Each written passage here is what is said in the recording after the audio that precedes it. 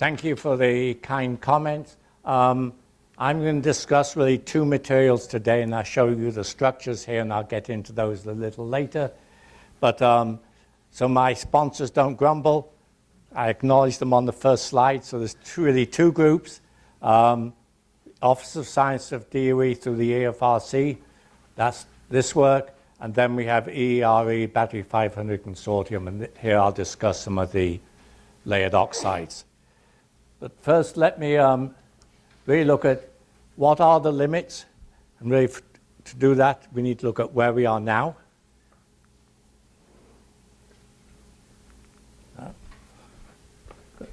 So this is a plot that George Crabtree put together. And there's only 2 points I want to make here, really back to the 70s. The energy density has been increasing. These are all commercial cells. So when George put this together, this is about 230, 240. And we've already discussed a lot today. The price is still coming down, down, down, which puts huge pressure on any other competitive system. So we're going up. How far can we go up? So if you look at this data, you'll see we've got a huge opportunity still. This is the volume, but let's just look at the weight one here. You'll see what we have today is about 25% of the theoretical value. So even though we're getting higher and higher energy densities, we're still nowhere near the limit. And you can see the energy densities in here are about 250, 260. The Battery 500 project wants to get these to 500. Okay.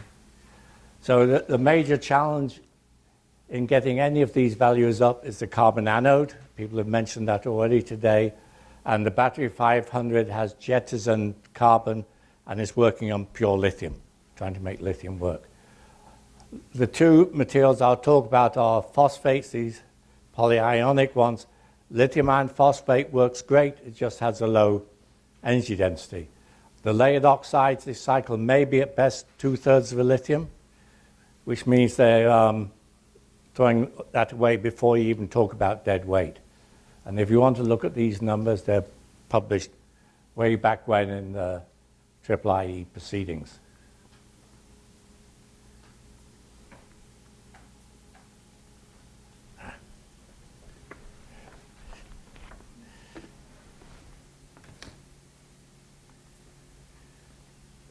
So a little bit of history, if you want to go back, we discussed how we're going to close this gap.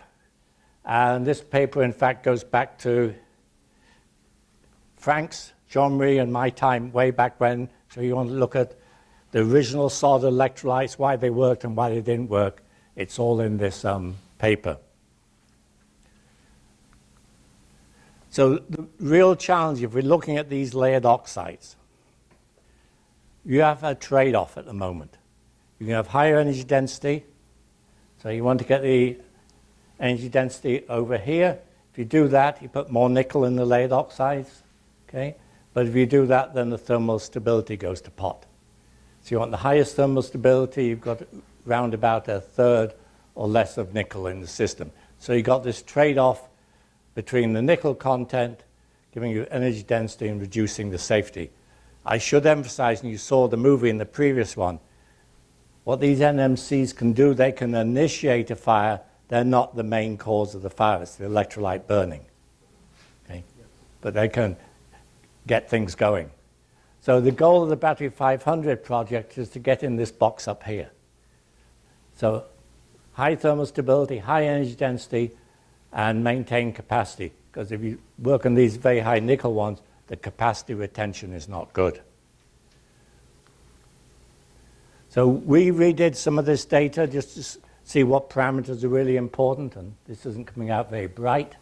There's 3 sets of data in here, some of mine, some of Jeff Dahn's, and the South Korean data, and you can see they essentially all fall on the same straight line. So it doesn't matter who collects the data, the message is the same. The thermal stability is best for low nickel, and bad for high nickel. And the point I want to make, and something that argon never really seems to disclose, their lithium manganese rich materials are worse than any of the high nickel materials. And you can stabilize it by putting a little bit of aluminum in there. The key message I want to leave with you, increasing the nickel content decreases the thermal stability much more than changing the voltage. You can increase the voltage, and I said that some of this is 4.3, 4.6, doesn't make too much difference. This is the stability versus charging voltage, so 4.2 to 4.9. You see this is changing by from 205 to 230. This is 100 degrees change. Okay, and putting aluminum in, so going from 811 to NCA gives you a fraction increase. So the aluminum isn't really there for stability, thermal stability. It's there for other purposes.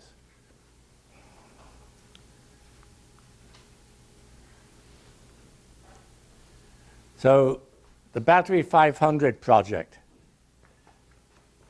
Okay, this is led by Pacific Northwest National Lab. These are the various partners on the team. You see it's a mixture of national labs, universities, and some industrial advisors. Okay, so this is a 5-year project, and the goal is to get to 500 watt-hours per kilogram. It has 2 different cathodes, high nickel NMC and sulfur. I won't talk about the sulfur at all today because that's not an intercalation material. It's not clear we'll ever get with the high nickel get to 500, but the high nickel is a stepping stone towards that 500. Okay, so I've marked this one specifically because our job is to extract the maximum capacity in the electrode material. So really, what's stopping us getting there? And I should say, this DOE project really only uses materials that are already developed by DOE's. Goal is not to generate new materials.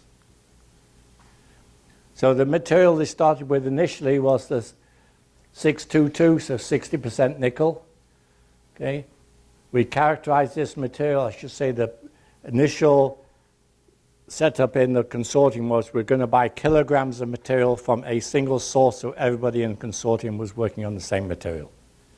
Okay, so our job at Binghamton was to actually characterize this material, and any of you have seen any of these commercial electrodes, they're all made up of particles maybe 100, 200 nanometers in size, formed into these meatballs, okay, because they pack very well. And commercial electrodes typically have 2 different sizes of these, so the little ones fit between in the holes of the big ones. And you can see this is the uniformity. So this is 622, we get about 225 milliamp hours per gram, which is quite good. What people keep saying, you want good ordering in here, the answer is you don't want good ordering. You don't want too much bad ordering. But you want about, we think, between 2 and 3% nickel in the lithium layers. This stops these layers from shifting. If you pull all the lithium out, this structure will change from this 3-block to a 1-block structure, and that will degrade the electrode in the end. Okay. So you can see the morphology is good, the electrochemistry is good. So this is what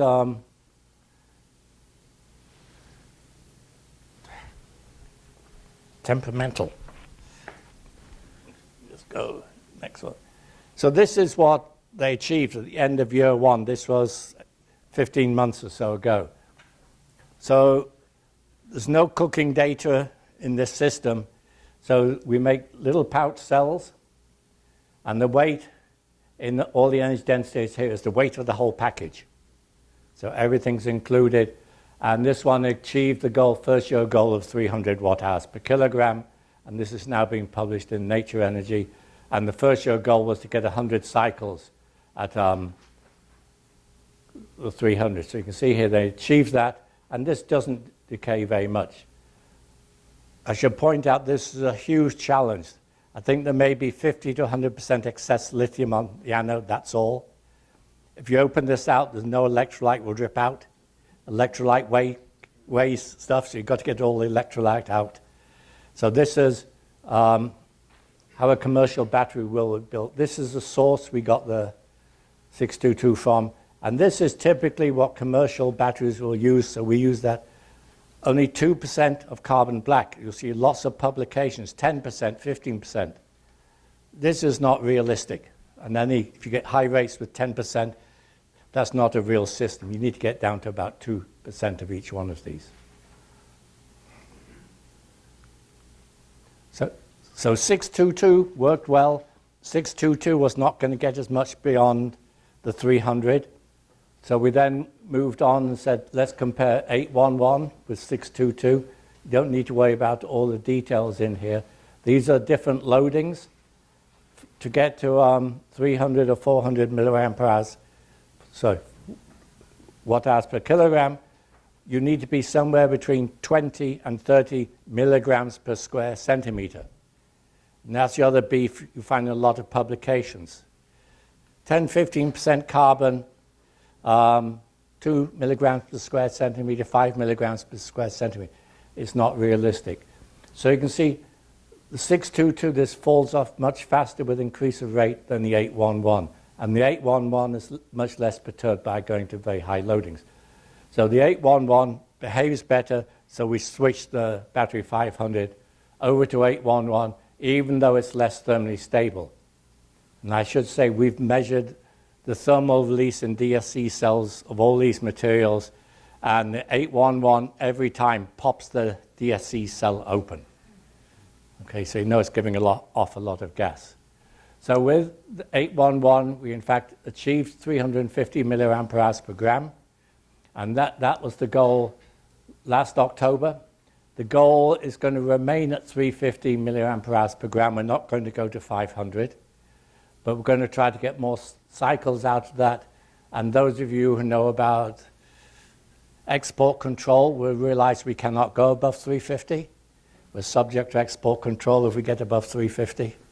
So the goal now is set at 350, longer life and better behavior. So we have another huge opportunity to improve the behavior of this material. So as I said initially, one of the goals is extract the maximum capacity.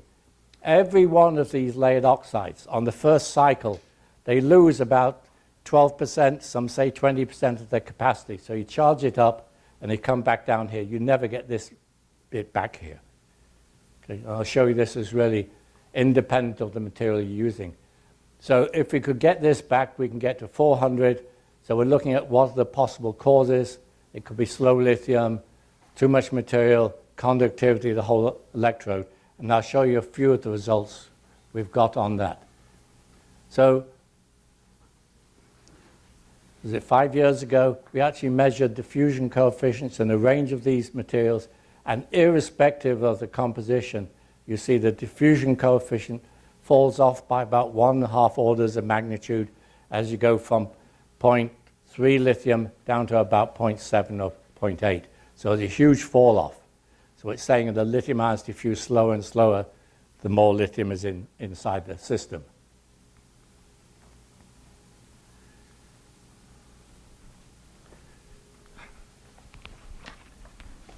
There we go.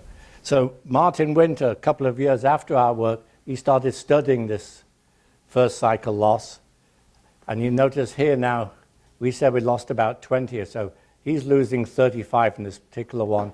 He's saying this is diffusion limited, this is some inactive material, and this is totally irreversible process that you can do nothing about. So this has been something people are aware of. They're trying to solve it. And so we did look at a number of different options. So we looked at what's the impact of putting more and more material on there? Is that an issue? And you can see it makes no difference from 6 milligrams to 20 milligrams. These basically fall on top of each other. So this first cycle loss here is just the same, irrespective of the loading. Okay. One big difference. Commercial cathodes are calendared. So if you look at this first cycle loss here, this is no calendaring. See, it's quite large. If we calendar it, it becomes less. Okay. The other thing is on the no calendaring, if you now do a constant voltage discharge, and I think this was at 3 volts, you get more of this back. If you now calendar and do the constant voltage discharge at the end, you get even more back. So from this one to this one, we're going from about 84% Coulombic efficiency to 95%. So calendaring is very important. You've got to compact that electrode. Okay? And you can see on the second cycle they're 100% Coulombic efficient.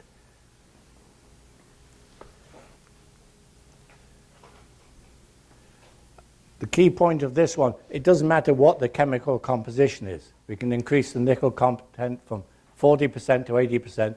You see the first cycle loss is essentially the same, 100% Coulombic efficiency on the second one.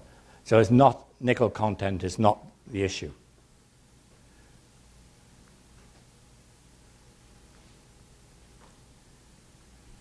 The other thing, is the conductivity of the entire electrode an issue? The answer again is no. We tried 3 different carbons, acetylene black, graphene, C65, you can see it's all the same here. Change the amount of carbon. So we go from all the way from 80% active material, 10% carbon, down to 2%, and you can see the loss is the same here. So if you're making cells in the lab, you don't need to put 10% carbon in there and 10% binder. It makes no difference to this.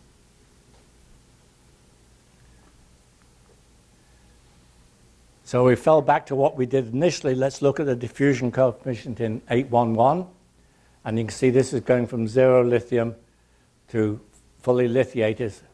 So if we take the lithium out, the diffusion coefficient doesn't change very much. It's pretty constant. When we start trying to push the lithium in, we go from just a bit better than 10 to the minus 9 to less than 10 to the minus 12 as we approach 0.9 lithium. So it's really difficult to get lithium into this system.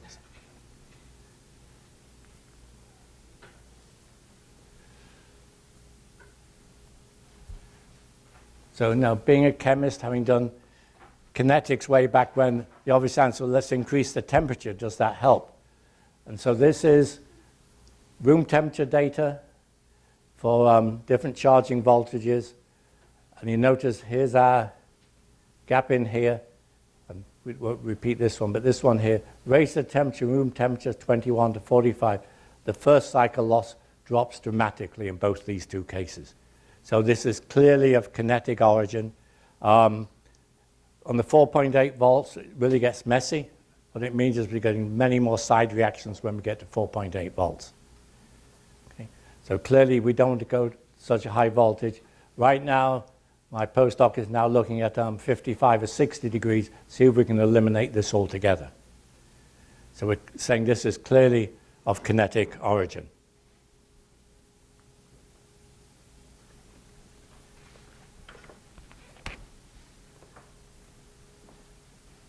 So the conclusions here is lithium-ion diffusion is the issue.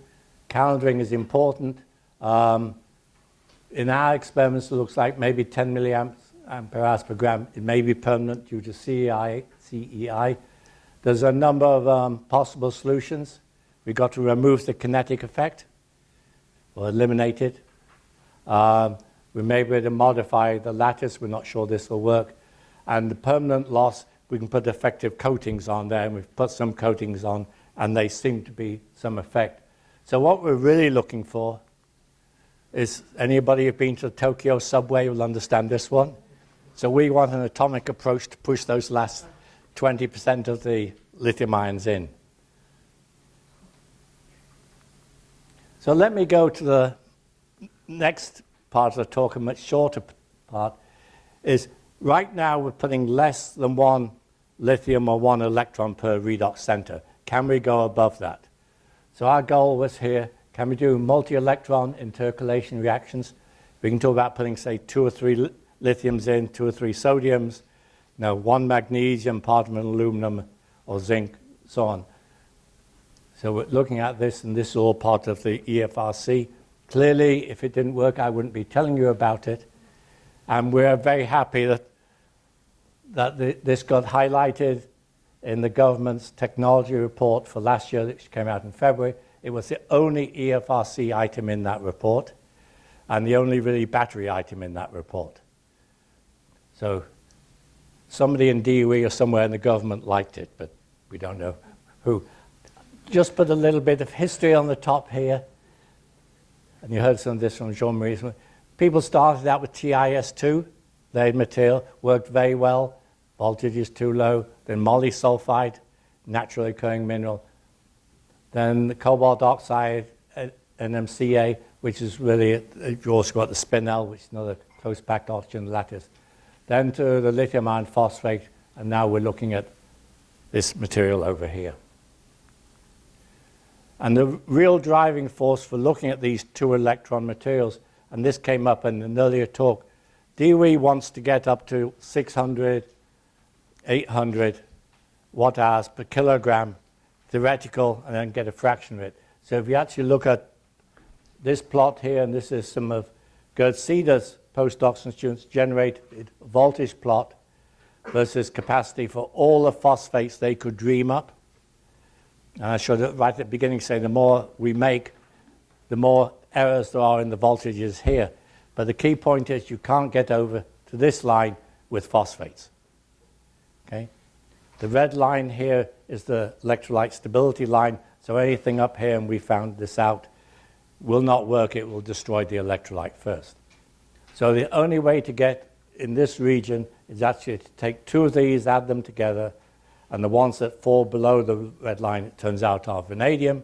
And Jean-Marie talked about the sodium compounds this morning, and I'll talk about some of the lithium ones right now.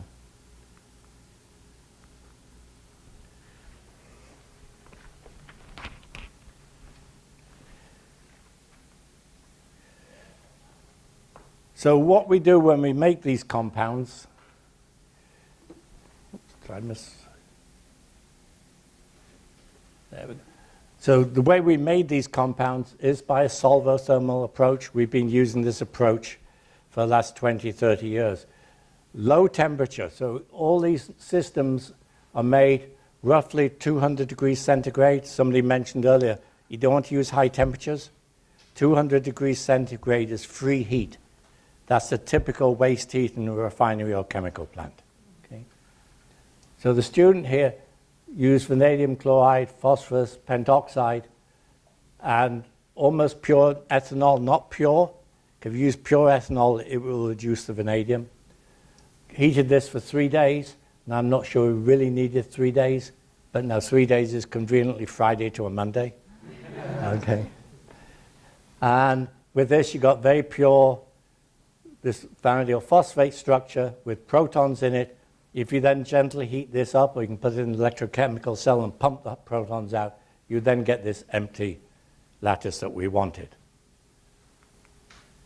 So standard technique we used back in the Exxon days when we had organic chemists in our group, the easiest way to see if a material is active is react it with butyl lithium.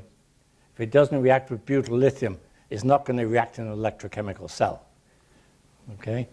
And the other advantage here, you haven't got any carbon impurities in there, no binders in there, so you can get very nice X-ray patterns and confirm that indeed you've got what you wanted in the first place. And what was good about this, you see that volume increase was only 8.5%, stuffing 2 lithiums within the structure, much less than we anticipate. If you think of graphite, expands by about 5%. So this technique formed these cuboid type particles here. They're about 100 to 200 nanometers in size. And the big advantage of this technique over the other ones, we do not need to ball mill it. We made for many years large particles, micron-sized particles. We then ball milled them. Claire Gray looked in her NMR machine. The coordination around the lithium changes when you ball mill it. So you're actually changing the structure within the material, which damaged the electrochemistry. So ball milling works in some cases, in these materials it didn't. The other key thing is when we then did electrochemistry on these materials, you can see we have one voltage plateau up here, vanadium 5 to vanadium 4, which is what we expect. Now another voltage plateau down here for the vanadium 4 to vanadium 3, and you can see some of the ordering in this structure down here, the lithium ions order in the structure. It turns out this ordering here is, in a sense, very good, because if you actually drive this reaction in an electrochemical cell, these lithium ions remain disordered throughout this whole region here. So the capacity here at C over 50 and that C, 5C rate are exactly the same. It doesn't lose any capacity to change those rates. Up here we have a single phase reaction, and there is, I would say, relatively poor kinetics up here, and we're trying to change that right now. But the other thing some of you may be able to see from the back, the first cycle is this one and this one. As we get to the 50th cycle, they almost overlap in the middle. So it actually behaves better and better as we go along. And the key finding here, I think, is we've proved our initial idea that a crystal structure can withstand being stuffed full with 2 lithiums, and it doesn't destroy the crystal structure at all. Okay. And this was published in ChemCom a little while ago. So the structure we used here is very good for lithium. It's not so good for bigger cations, but it turns out vanadium phosphate, I've shown you 2 of the structures here. There's at least 7 different forms of vanadium phosphate. Each one has a different volume per phosphate group. So if we take this epsilon phase, which is our lithium one, it's about 85 cubic angstroms per phosphate. To the one we start with a potassium in here, it's about 107. So a substantial increase. If we take this one, pump out most of the potassium electrochemically, we can then cycle sodium backwards and forwards. So again, this structure is showing that it will cycle sodium ions as well. Kamaba in Japan has cycled 1 potassium in and out of this material. He cannot, as far as we can tell, get a second potassium in there. And I should say, these materials don't like magnesium. Our partner tried to work with magnesium. Magnesium is what we call a very selfish ion. It'll come up to this lattice and say, this oxygen is mine. It will take it and form magnesium oxide. So you cannot then recharge it.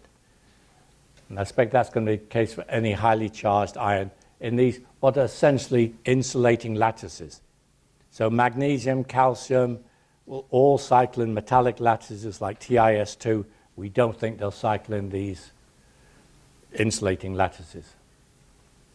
So I just want to leave you with, oops, too far, a few comments to finish with. Somebody was asking what's going to happen in the next 10 years or so. The NMCAs, they dominate the market now for most applications.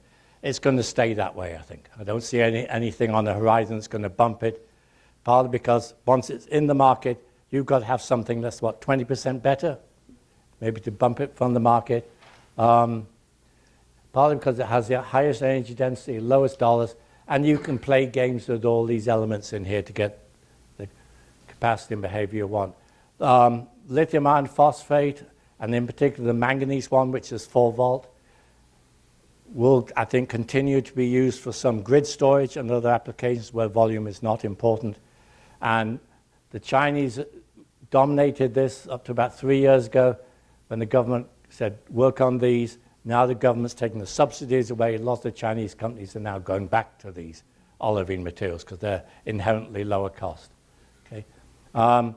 We believe that vanadium phosphates might have a chance, but this is just a model compound. We want to get these 2 plateaus closer to each other.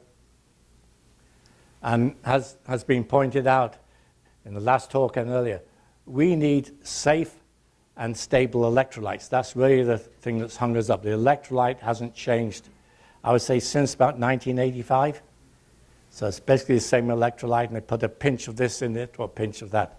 Need a totally new electrolyte. Sodium systems, I think, may be viable. You heard a lot about that. Everybody back in the 70s worked on sodium, or you think they worked on sodium. If you read all the patents, the Bell Labs patents, the Exxon patents, valence and all those, they all claim sodium. We spent a little bit of time on sodium. The big issue is sodium melts at 100 degrees centigrade. You've got an organic solvent there. If anything goes wrong, you've got to fire straight away. Okay? So people, I think, are jittery about working on that.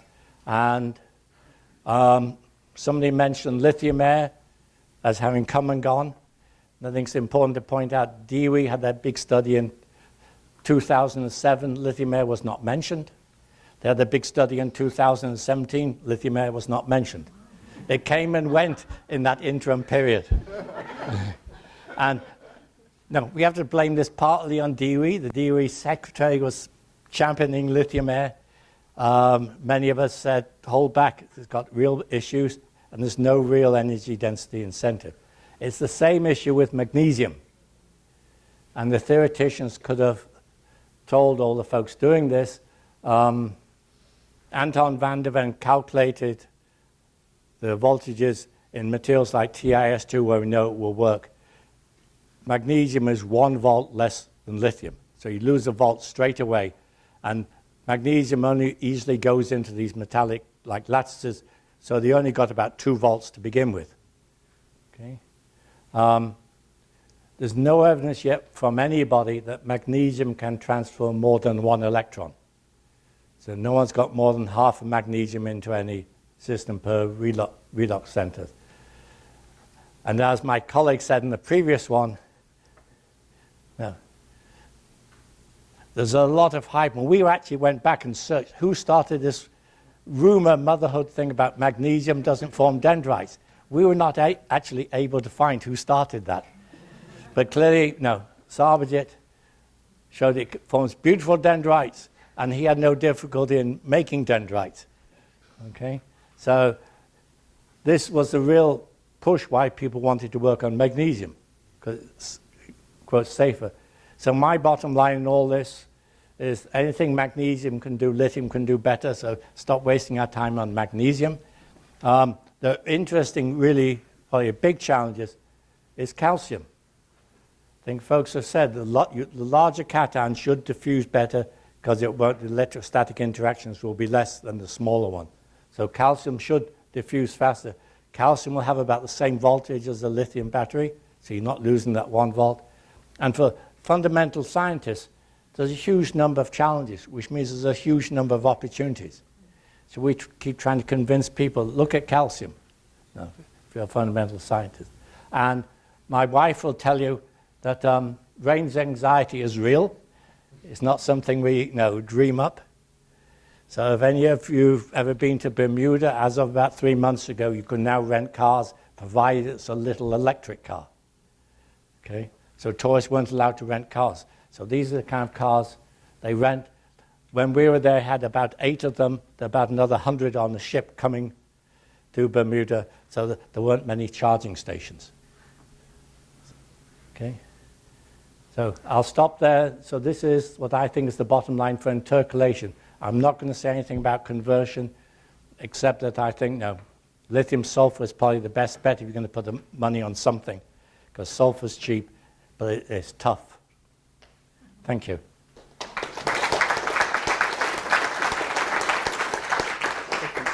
What's the electricity for recharging those cars? Where does it come from? Is it coal? Is it gas? Is it what? I mean, here in Bermuda, Yeah. I think it's oil. Yeah. That's in Hawaii. Yes. Well, Hawaii, a lot of it's solar now. It is. They're replacing that. Yes. Yes, I will challenge you on the sodium, because you are talking, we have data.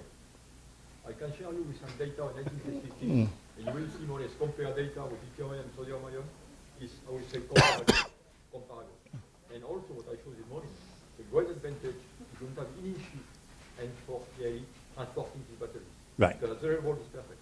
I think the red stuff, you should change it. I don't think it's not founded. Yes. Well, I think. No, it's founded 25 years ago. It has changed. Yeah, but I'd like some real tests done by third parties. And I will share the data with you. Good. So you did mention zinc, because Right. there's been a resurgence, in zinc.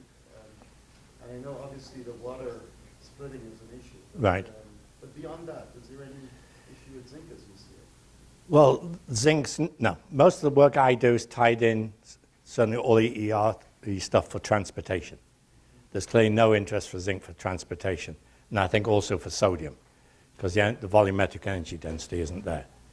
But clearly there's, but there was a meeting in CUNY, I think last October, November. It sold out and there were people on the waiting list. Yes. There were zinc, lots of zinc. Yes, so there's a resurgence in interest in zinc and aqueous batteries in general. So we're looking at a number of these, like the vanadium phosphates. We're trying to use those in aqueous systems right now to see just how they behave. One more?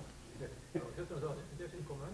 You mentioned the layer oxide, that the last part of it is due to kinetics, right? You have been working a lot with sulfides, and we have quite less irreversibility. So can you explain it? mean, Because you work with sulfides, Right. it's quite less. Oh, yes. So why sulfide affect the kinetics more? Well, that's what we're trying to, if you look at lithium iron phosphate, you cycle one lithium. Think about the layer compound. Yes. I think, is it partly, remember the sulfides are metallically or close to metallically conducting. So the charge on that diffusing ion is shielded. But when you have carbon, doesn't change anything. You have No, diffusion. Right, but it's the diffusion path in there. So we're looking at that. Our theorists are starting to look at that and see if they can understand what's going on. But it seems to be totally independent of what metal's in there. It's a layered oxide. On your you looked at diffusivity, charge and discharge, and you showed quite a big difference. At normally the same chemical composition, whether you're putting ions in or out. I don't think there was all that much difference in the middle region.